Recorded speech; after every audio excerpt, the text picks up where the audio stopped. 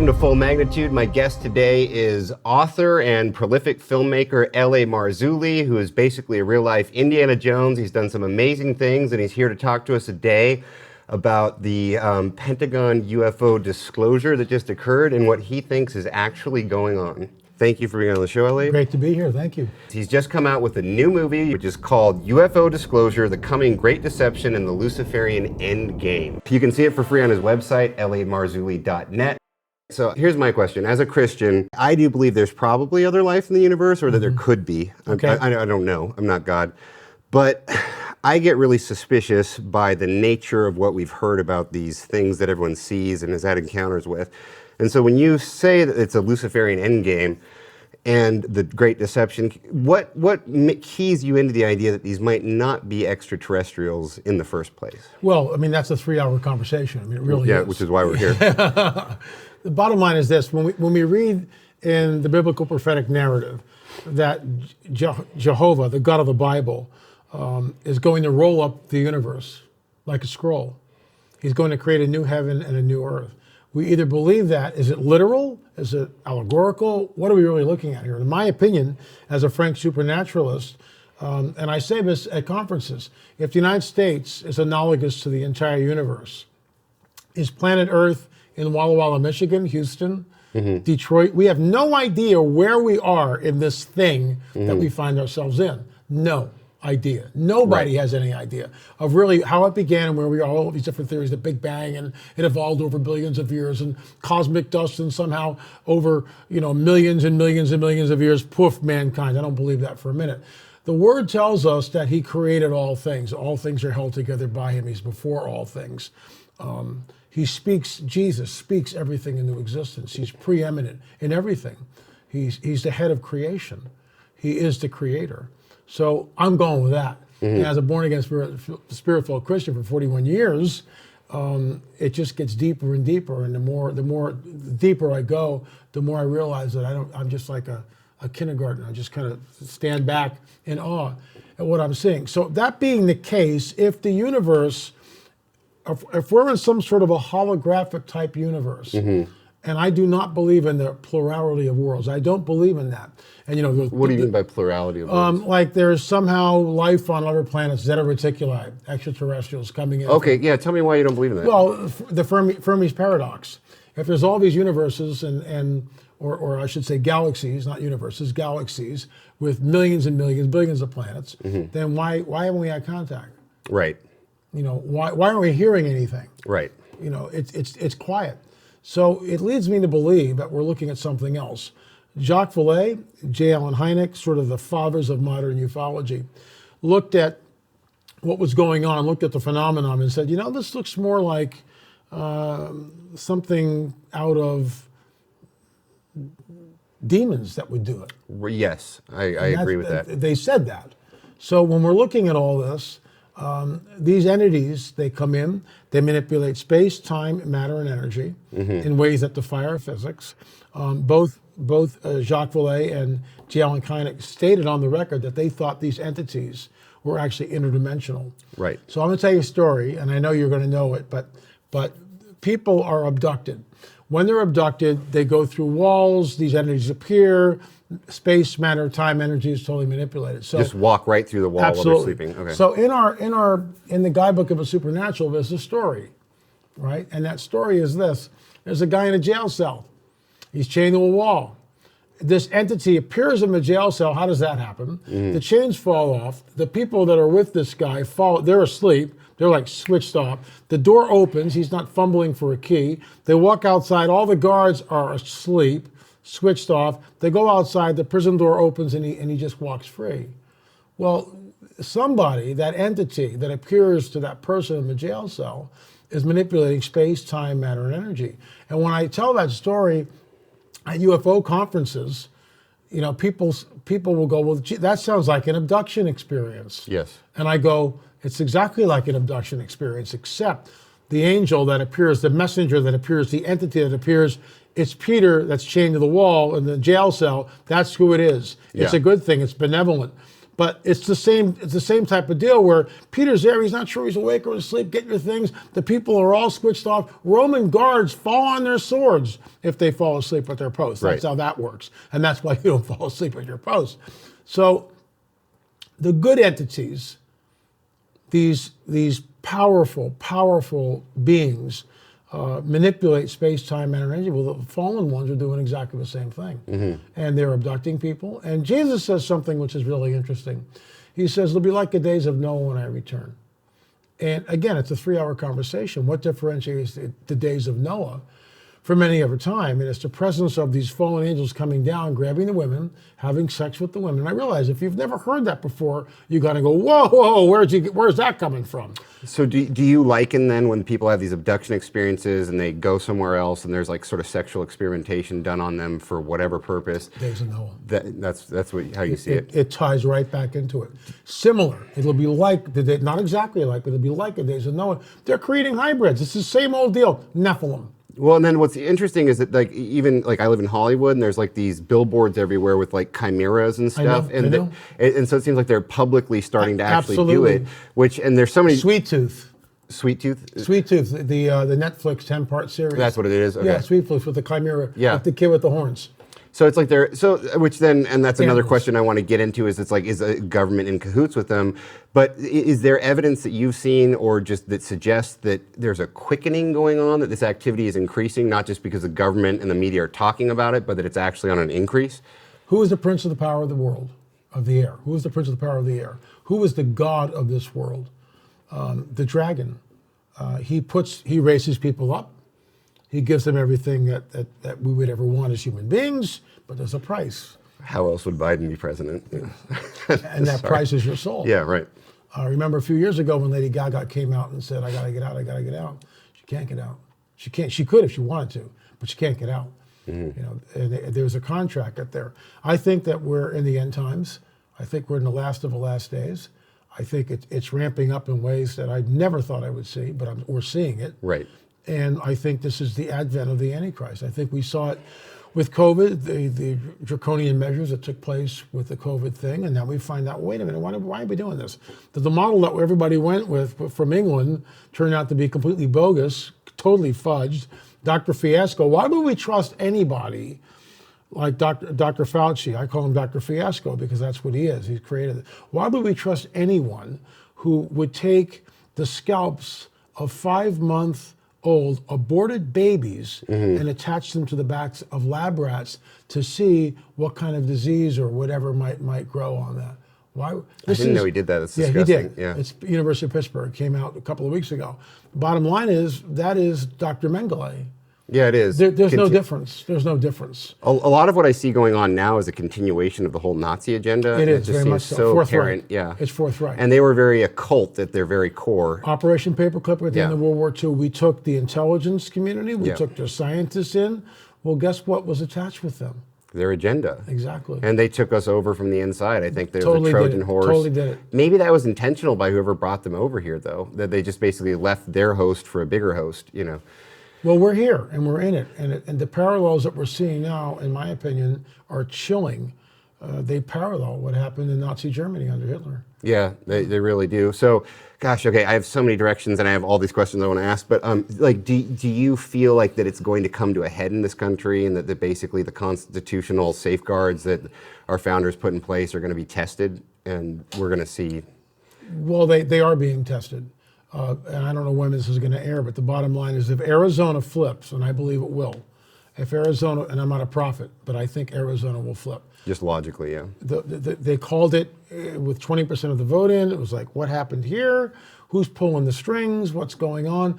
We know that the ballots have watermarks on them because that's forensically, that was what they looked for. I think it's going to flip. When it flips, the powers that be, the media, are going to have a hissy fit. Watch for a false flag, because it will happen, guaranteed. The swing states already in Georgia, Pennsylvania, Michigan, Wisconsin, all the hanky-panky. I mean, it's there. Trump won by a landslide. There's no doubt about it in my mind. Arizona's the key. If they don't find anything in Arizona, then I'll shut up. I'll never say another word about it. Biden's our president. Got to tough it out. But the bottom line is there is fraud. Because when you look mathematically, Trump's here and Biden's here, and it goes like this. And then at 3 a.m. in the morning, Biden goes up like that. It's just like there's a spike. It's mathematically impossible. At this You point, can't if do people it. can't figure that out when it's just so obvious, I feel like that they're just basically vulnerable to the mind programming of the television. They don't have their own inner dialogue. They don't. Yeah. And the youth aren't taught critical thinking anymore. I think they're taught to outsource their thinking in this Pretty sort of much. lazy, almost. Let's Google it. Yeah. But it's almost like masturbatory, where it's just like, have you ever seen Wall-E, where it's like in the future, everyone like is on these floating chairs and they just like ingest food all day and they're massively fat? I feel like that's mentally what America has become. It's sort of the couch potato. Yeah, it is. I mean, like to the ultimate degree. And I think, because here's the thing: is as the Nazis, like the new battlefield is in the brain, right? Yeah. So they're trying to like control it. But anyway, back to the topic at hand. In your film, I'm just going to jump. This is like a very pointed question, but in your film, there's this one woman that you interview, and she talks about like communicating with the Greys, which I didn't actually catch how she was communicating, but it seems like they were giving her information. And in 2016, they told her that there was going to be a plague, that the powers that be in the world were going to give to the world, and then they were going to give a vaccine, and the purpose was to make humans more docile and not fight back. I'm assuming against whatever, like the totalitarian end game they have. So my question is, I mean, does that mean whatever these things are in cahoots with the governments of the world? Totally. And I realize saying that, people go, "Oh, it's conspiracy theory. Oh my gosh." When you go down the rabbit hole here and you realize that there is a Luciferian satanic dragon anointed agenda, which is playing out, because the Bible tells us this. The Bible tells us that in the latter days, this beast system is going to. Well, if that's true, and we're in the last days, then what do you expect? Right. And who's pulling the strings? The dragon's pulling the strings. Absolutely. This woman got this download in 2004. I interviewed her in 2016. I was up in an undisclosed location because I want to keep her anonymous, but I did talk to her a few weeks ago. She's not, she's a new ager. She's a psychic. And she has communication with out-of-body entities, that are. She invites them in, like sort of seance sort of stuff? Okay. That type of stuff. She's a psychic. So she's in communication. So she's out camping one night, out in the middle of nowhere, and about 2 or 3 in the morning, wakes up, everything's lit up. She goes outside, there's a UFO over the tent. Huge UFO over the tent. And the lights are going bam, bam, bam, bam in the windows. And she's like this. It's like Close Encounters type of deal, right? Next morning, she wakes up in the tent. She doesn't remember what happened. They took her. She's got 2 scars here on the neck. So that's in 2004, and she gets this cosmic download, which she then tells me. So I'm editing the film, and I'm going, I can't possibly use this. This is like really wacko, right? Mm-hmm. But now I'm re-editing the film in 2021, this year. Looked at the footage again. I looked at the footage again, and I about fell out of my chair. I went, Had you kind of forgotten about it? I had no idea. I had no idea it was there. Oh man. None. I didn't remember it because it was so far out in 2016. It was like, well, that's never going to happen, right? Yeah. See, and you guys got to check out his film to check this out, because this is like where I get, because it's like, as a Christian, it's like we don't want to listen to things that don't come from God, but it's like somehow something evil had information that was true. So it's like, how is a Christian? It was their agenda. So okay, and why do they tell their agenda ahead of time? They have to. It's like some law? It's some kind of legal contract that they have. They have to telegraph everything, and that's what they do.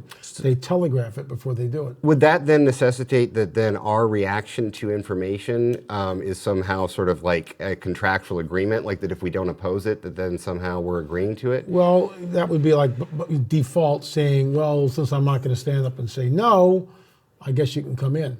But it's just like, you remember the old Dracula movies, right? Yeah, you got to invite them in. You gotta invite them in. Well, it's the same thing with any type of demonic activity. You have to invite that in. There's a guy, I won't mention his name. There's several people where you can go in a state north of California, hint, hint, hint, and you can pay money to go there, and they call them in every night. But you have to invite them. Mm-hmm. Same thing with CE5. And that creeps me out. Creeps me out. They're bringing stuff in. Yeah, there was this. They're doing that. There was this really nice kid from church, and I went out to the Contact in the Desert. And he's like, "Oh, you're going to UFOs?" And so I brought him. He was like only like 22. And I went to go get Taco Bell, and like Dr. Greer was doing Yeah, like right. the call That's it in who it thing, is, right. and he was so terrified when he came back, and he's like, "They're conjuring demons, they're conjuring demons," and he'd like literally never talked to me again. I don't know what they saw, but like this is what weirds me out. We're talking about something from another dimension that we typically think of as demonic and evil, and yet they seem to have technology. What are the ramifications of that? Like, is there literally like some on the astral plane? There's like a factory with the Greys in it, like clocking in and out, building spaceships. I mean, like, have you thought like? Oh, absolutely. Okay. Oh, you have to. That's what I do. So here's the deal. Most people have a very truncated view of the supernatural. Let's go to the Bible. That's our handbook. Our guidebook of a supernatural is the Bible. That's why I call it the guidebook of a supernatural rather than the Bible, because that's what it is. So in the book of Ezekiel, these three angels show up. Two of them have slaughter weapons. What's the slaughter? That's right. I remember that, and I remember being weirded out by that. Yeah. Yeah. So, and the other guy's got this magic inkhorn. What's that about, right? Yep. What about when Adam and Eve are expelled from the garden? Yep. And there's this huge sword flaming every which way. Yeah, exactly. That What's sounds like that? technology. Yeah. Right? What about, this is my favorite one, what about the New Jerusalem? 1,500 miles wide and the thing descends Yep. slowly? And who's building this thing? Yeah, and where? Yeah, you know? and where? Yeah. We have a very truncated view. And I think some Christians go, well, we're just going to be floating on clouds all day, singing, harps and eating bonbons. No. We will be doing very similar things that we're doing here. We carry it on. The music is different, but if you've got the gift of music, why wouldn't that gift transfer over there? Yeah, I feel like God gave us this life to prep us for... It's a prep. Yeah. It's a training thing. So there's definitely technology. Look at the Merkava. What the heck is that? Mm-hmm. The divine taxi, as Mike Heiser calls it. What is that? How does that work? What is that whirlwind that picks Elijah up? How does all that work? There's technology all throughout the Bible, but we're ignorant, and we don't. When we read it, we don't really realize what we're reading. We have this truncated view. So when we get to the passage with the slaughter weapons, well, what the heck is that?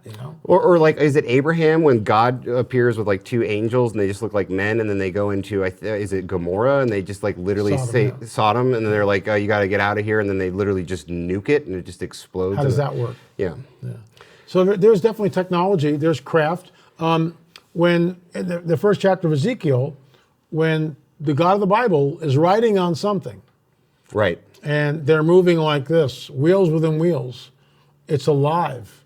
But so how does that work? So as Christians, we're supposed to believe like every line of the Bible. But when I read that, I go, is that God, or did somebody mistake that for God, and that was actually like, some angelic being in a craft, and, that's not the omnipotent, omnipresent God? Is that like a blasphemous thing for me to ask that? I think what Ezekiel saw was the real guy. I mean, just when he comes down on Sinai and he speaks and everybody freaks out, the voice of the Lord, the trumpet sound and all that. There's technology that is there. Here's another thing. And this is why, technology is all through the guidebook of the supernatural. So Daniel's in Babylon, he's been taken captive, and he lets out a prayer. So it takes 21 days for the angel to show up. Well, I don't want to hear that. What do you mean 21 days? I thought my prayers were answered instantaneously. You're right. This is McDonald's, isn't it? Yeah. Right? So the angel goes, well, I was dispatched the moment the prayer hit the throne room. How does that work? Right. We don't know. But the moment the prayer hit the throne room, boom, I was dispatched, here I am. However, it took 21 days. And you sit there and go, 21 days? Yeah. Well, I had to fight the Prince of Persia. So, well, wait a minute. The Prince of Persia is here. Why can't you just do an end run? Why do you have to go through this gate, this portal, to hit? Right. It's guarded. And then he can't get through. He's got to go get Mike and the boys and get reinforcements. He's got to get reinforcements. So he gets the reinforcements. They come in, and this is where you just please give me another paragraph or two. Just write another paragraph. I know that feeling. Just please, can you just do that? One paragraph? Because they're fighting. They're fighting because he gets through. Yeah. All right? How does he get through? What do they fight with? We're not told. Is it lightsabers? Do they throw balls of light at each other? Is it thumb wrestling? Whatever. And then you go to Revelation where, the angels, Michael and his angels fight with Satan and his angels, right? How do they fight? How do they fight? There's got to be technology there. We don't know what that is. Angels are immortal. Can they be wounded? I think they can be wounded. They can't be killed, but they can be wounded. Okay, so then here's a question. If they have high technology, why do they care about our realm? Because you'd think with like super advanced, more advanced technology than ours, it's like, that'd be like us messing, like we don't mess with monkeys very much, except for like to experiment on them, I suppose, because we've just surpassed them technologically and they're just like, you know, ancestors. What do they want from us? They want to be worshipped and they want our souls. Yeah, and Two things. doesn't it seem like, to me, from what you're saying, the difference between sort of, you know, like fallen angels and good angels is the good angels don't seem like they have any malevolent No, there's desire. nothing. They're here to help. But the bad ones seem like they want to somehow cheat God's plan and sort of steal something from us for Our soul. themselves. They want your soul. So like they would like ingest it as food or something? Or? No, that's something else. They ingest what's called loosh. When a person is terrified, and, Right, okay. and that's what happens. That's what they feed off of. So when they abduct someone and you're on the table, it's orchestrated. They know exactly what's going on. It's totally orchestrated. And so that person's laying on the table. They are terrified, terrified, and they're all just gathering around, just feeding off that energy, feeding off the terror. That's what they do. And so They're evil. Is They're that malevolent and highly evil? And there's basically stealing spiritual energy from us. Totally. And so, why do you think it is? Because you talk about this in the film that when people turn to Christ, that the abduction phenomenon seems to go away or stop. Why do you think that is? Well, because greater is He that is in us than he that is in the world. And when we're born again, let me back up. So, before I'm born again and spirit filled, I'm walking in my flesh. My spirit man is not connected, and I've done LSD and mescaline and Carlos Castaneda vision quests and gurus and silver mind control. I was deep in the New Age, deep. I was at Woodstock. Like our last president, I inhaled as deeply as I possibly could. And I'm not saying that proudly. I'm ashamed of that, but that's all I knew, and that's all anybody knew in the '60s. That's what we were doing. But I was looking for God in all the wrong places. So with the guru, I was there for three years in the ashram. Third eye opened, divine nectar, celestial music, but it's all a ruse. It never. And after like 2 years of this, and being celibate and giving up meat, fish, and eggs, and all this, doing everything I possibly could. Right. I remember one night going and weeping bitterly in this like hall that we would gather and worship the guru. And I was laying face down, prostrate in front of his picture, weeping bitterly. And why? Because I was the same schmuck I always was. Right. Nothing had changed internally. Right. So when I became a born-again, spirit-filled Christian, and all I did was ask him into my life, I just said, I don't know if you're real or not. Right. But I've tried everything. If you're real, come on in. And all hell broke loose. Not that minute. You broke down inside? Well, it was like being yanked out of the kingdom of darkness. Remember all the things I had been into? So the Lord is taking me out of the kingdom of darkness and moving me into the kingdom of light. So at that moment, I am now born again and spirit-filled, and everything begins to change. Well, the enemy doesn't want that. So the enemy, that's spiritual warfare. And I'm being massacred because the churches I'm going to, they don't know anything about spiritual warfare. And I get this little chick track which talks about the blood of Jesus, which talks about saying when that unwanted thought comes or the power of the enemy comes in, it's like, I'm dead to you, you are dead to me. So the point is, when a man or woman is spirit-filled, everything begins to change. I believe on the DNA, the cellular or molecular structure, I believe we begin to change. Because I'm not the same man I was 41 years ago. I'm not. I don't think that way. I don't act that way. Everything is completely changed from who I used to be 41 years ago. And it's not something that I'm like, I'm going to try to be better. I'm not doing that. How does it work? Because the Spirit of the living God is within me, and He's leading me, as long as I listen to His voice, and He's the one that's facilitating the changes. So when we come into the Lord's kingdom, no, you're not coming We're in fundamentally here. You're not changed. taking me. It's almost like we're on a different frequency We are. than them. Something. And so it's almost like the entire world in its perverted form, as it just gets worse and worse and worse, is to sort of lower you to a perversion of like what God's intention is. Look what they're doing. Yeah. Look what they're doing. Sex education for first graders. Yeah. Talking about masturbation and anal sex in first grade. Are you kidding me? Yep. Are you out of your mind? What are you people? Who That's are these child people? abuse. That is child abuse. Yeah. No, and, it is. And it's, I don't know, I don't even know how it's like up for debate. It's like, I don't even understand yeah. it either. You know? it shouldn't even be on the table. So, But this is where we are. The rise of lawlessness is so prevalent in our society today. And this is one of the hallmarks of the rise of the beast system and the Antichrist. This is why we're here. Yeah. We're at the threshold. well, that, which is right where I was going to say is, like, so now, look, when you talk about like the Luciferian End Game, what do you think this Luciferian End Game looks like? Because it is getting very, like, the beginning of Revelations is what it looks like. I mean, Mark of the Beast if they have forced vaccinations. You know, so what is their end game? The vaccinations are a precursor to where we're going. That's not the mark. I believe the mark of the beast is what we discovered when we took out the implant. This guy, Bill, who was 45 years old, he was abducted when he was 5. The first time he came and the graves were there, he fought them off. The second time, right up through the ceiling. There was no fight, right up through the ceiling. Well, that's manipulating space, time, matter, and energy. Finds himself on the table, blacks out, that's all he remembers. Wakes up, he knows he has an implant below his right knee. Our team is the only Christian team that's ever done that from start to finish. It's in our Watchers series. You can go and rent the movie and watch it for yourself. We do all the x-rays, CAT scans, ultrasound, everything. It's all there. It's science. It's all documented. And when we went to take the implant out, couldn't find it. Where 2 weeks prior, we found it in less than a minute with the ultrasound. Here's the x-ray. We know exactly where it is. Moved? Well, we're there with 3 film crews. Richard Shaw, my good friend who passed away a couple of years ago, was the director of the Watchers series, and we produced it together. So we're there, 3 camera crews are going. We've got doctors, surgeons, nurses, 15 people in a room watching the proceedings on an HD monitor. And I get a little tap on the shoulder from the Spirit of the living God. And he says, LA, you need to take authority over this, and you need to do it now. I'm in a room full of unbelievers.